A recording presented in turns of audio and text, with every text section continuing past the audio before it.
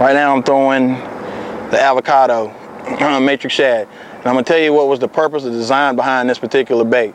I mean, all of us over at Dockside, when we fish a lot. When I say a lot, we fish a lot, all right? And the purpose behind it was, we wanted to create something that had durability and flexibility, right? I mean, you got the big paddle tail. What we did, we took a 3-inch soft plastic bait, stretched it a little bit, and put a big fat paddle tail on the back of it. So you can actually swim this bait on a 1/4 ounce jig head, right?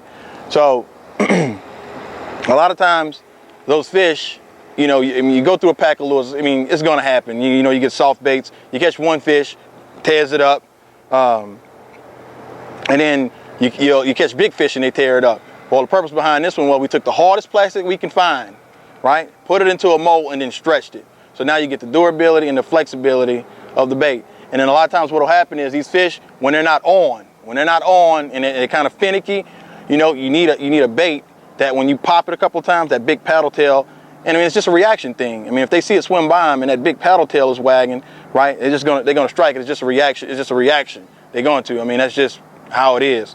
But if you got a kind of stiff bait with not a lot of action, they tend to kind of shy away from it. But when you swim something by them, that's just, you can see it, just barely wiggling it, and that big tail is paddling. Like I said, you could swim it. If you take and barely swim that bait through the water, you can see it's almost like a curly tail, but a paddle tail.